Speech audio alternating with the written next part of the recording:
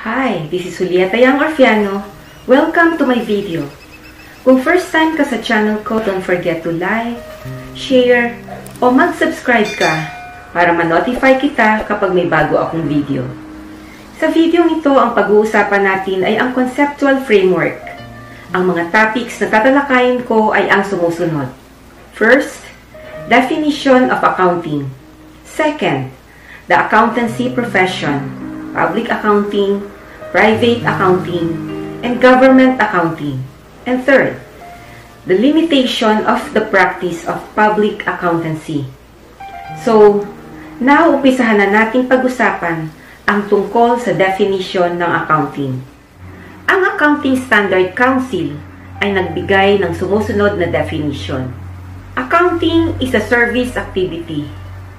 Ang tungkulin nito ay magbigay ng quantitative information, lalo na sa financial in nature, tungkol sa economic entities na ginawa para maging kapaki-pakinabang sa paggawa ng economic decision. The Committee on Accounting Terminology of the American Institute of Certified Public Accountants defines accounting as follows. Accounting is an art of recording, classifying, and summarizing in a significant manner, and in terms of money, transactions and events, which are in part at least, of a financial character, and interpreting the results thereof. The American Accounting Association, in its statement of basic accounting, as follows. Accounting is the process of identifying, measuring, and communicating economic information to permit informed judgment and decision by users of the information. Ang mahalagang point na ginawa sa kahulugang ito, una, ang accounting ay tungkol sa quantitative information. Pangalawa, ang information ay malamang na financial. And third, ang information dapat ay kapaki-pakinabang sa decision making. Sa katotohanan, ang accounting ay isang information system na sumusukat sa business activities, mga proseso ng impormasyon into reports at makipag-ugnayan ang report na ito sa decision makers. Personal planning, education, expenses, loans, car payments, income taxes, ang lahat ng ito ay gumagamit ng impormasyong ito na tinatawag na accounting. Ang susing produkto ng information system ay set of financial statements. Ang financial statement ang dokumento na nagre-report ng financial information tungkol sa entity papunta sa decision makers. Ang report na ito ay nagsasabi kung gaano kahusay ang performance ng kumpanya in terms of profit at losses at ano ang katayuan nito in financial term. Ang kahulugan nito na tumayo sa pagsubok ng panahon. Ang kahulugan ay binigay ng American Accounting Association. Ang kahulugang ito states the very purpose of accounting, that is to provide quantitative information for the making of economic decision. Ang kahulugang ito rin ay nagsasabi ng accounting ay mayroong number of components, namely A. Identifying as the analytical component, B. Measuring as the technical component, and letter C. Communicating as the formal components. Identifying. Ang accounting process na ito ay ang recognition or non-recognition ng business activities as accountable events. Hindi lahat ng business activities ay accountable. Halimbawa, ang pagkuha ng empleyado, ang pagkamatay ng presidente ng kumpanya, at ang pagpasok ng kontrata. Ang lahat ng ito ay business activities, ngunit ang ganitong pangyayari ay hindi accountable sapagkat hindi ito mabibilang o masusukat. Ang event ay accountable or quantifiable kapag may epekto ito sa assets, liabilities, at equity. Sa madaling salita, ang subject matter ng accounting ay economic activity o ang measurement ng economic resources at economic obligations. Ang economic activity lang ang binibigyang diin at kinikilala sa financial accounting. Ang sociological at psychological matters ay lagpas sa lalawigan ng accounting. Ang economic activities ng entity ay tumutukoy sa transactions na maaaring uriin sa external at internal. External transactions o palitan ng transactions, ito ay economic events na kinasasangkutan ng isang entity at isa pang entity. Purchase of merchandise from suppliers, borrowing money from bank, sale of merchandise to customer, at payment ng salaries sa employees ay mga halimbawa ng external transactions.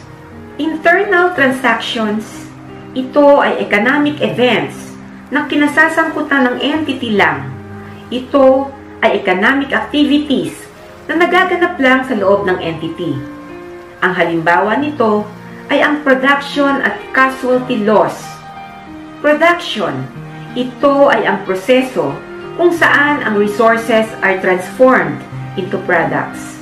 Ang casualty naman ay kahit anong biglaan at hindi inaasahang loss from fire, flood, earthquake, at iba pang events na karaniwang tinatawag na act of God. Measuring. Ang accounting process na ito ay ang assigning of peso amounts to the accountable economic transactions at events. Kung ang accounting information is to be useful, it must be expressed in terms of a common financial denominator. Ang financial statement na walang monetary amounts would be largely unintelligible or incomprehensible. Ang Philippine peso ang unit of measuring accountable economic transactions. Ang measurement bases are historical cost, current cost, realizable value, at present value. Ang historical cost ang pinaka-common measurement ng financial transactions. Communicating.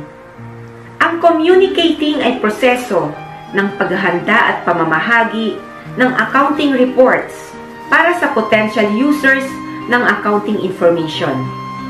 Ang pagkilala at pagsukat ay walang kabuluhan kung ang impormasyong nilalaman ng accounting records ay hindi maiuugnay in some form para sa potential users, gaya ng investors, owners, managers, creditor at iba pang interesadong parties.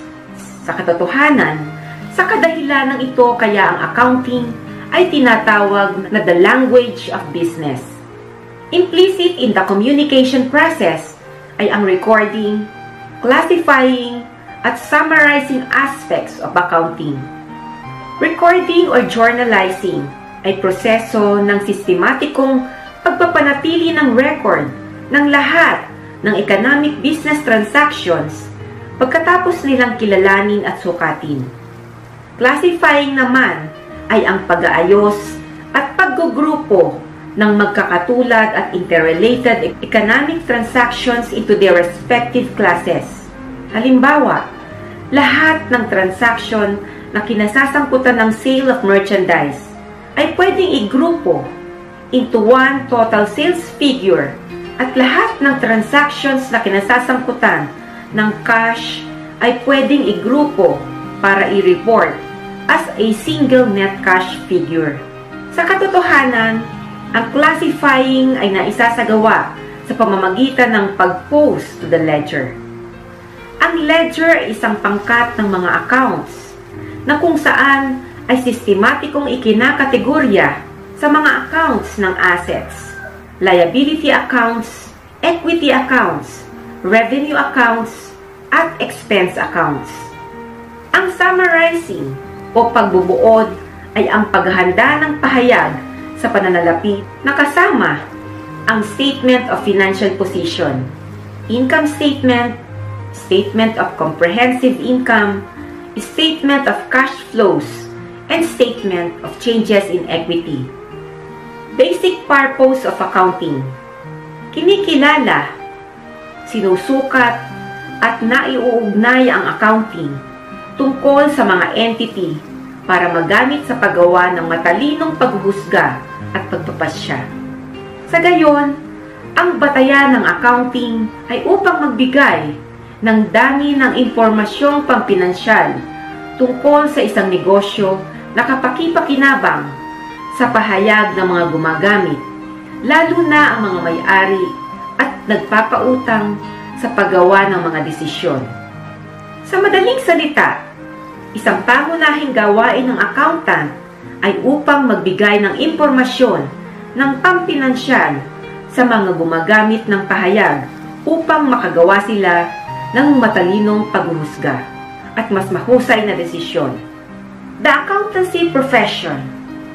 Ang batas ng Republika No. 9298 ay ang batas na kumokontrol sa pagsasagawa ng accountancy sa Pilipinas.